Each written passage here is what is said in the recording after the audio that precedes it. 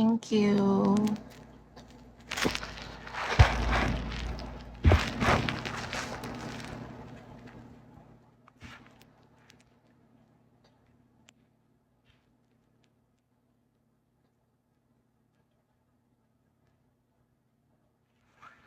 Correct.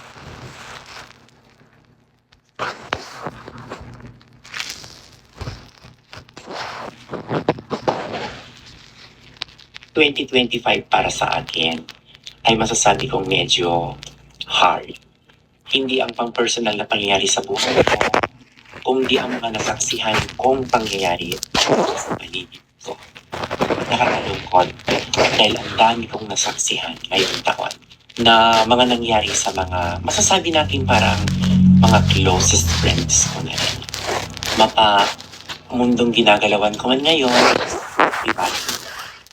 Isa na dito yung ang laki ng panghihinayang ko na dumaan yung napakagandang opportunities o malaking opportunities sa mga kakilala ko na hindi nila ginalingan o kaya masasabi nating treasure na nakakalungkot dahil nasaksihan ko yung masasabi kong pagbagsak nila nang dahil lang sa pagpili ng maling pag-ibig.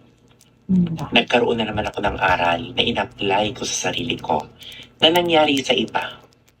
Pero napag-aralan ko.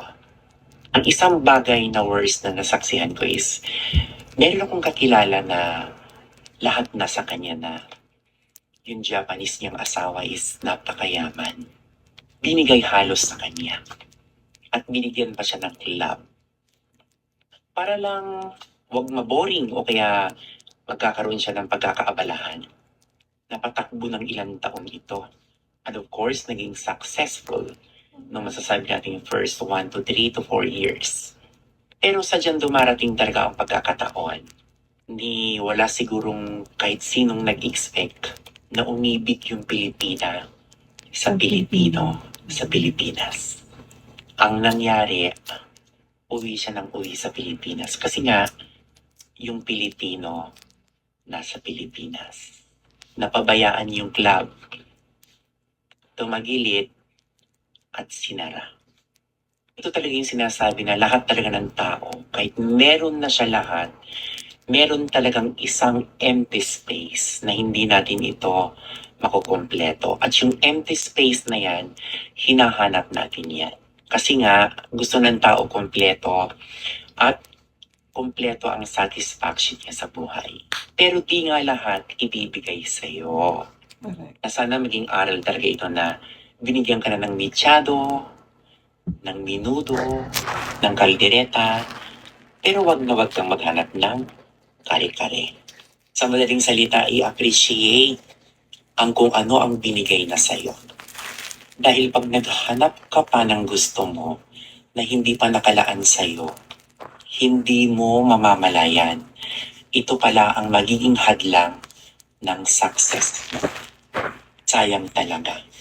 Ang success, minsan lang dumadaan. Kaya yung ginagrab.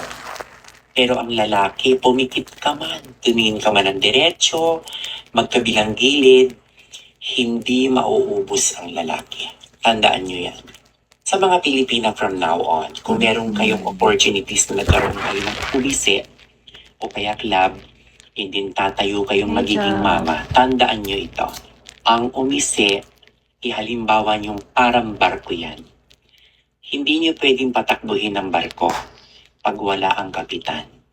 Dahil lulubog yan. Sana may aral ang mga sinabi ko. Magandang araw sa ating lahat. First question, Juan Mig.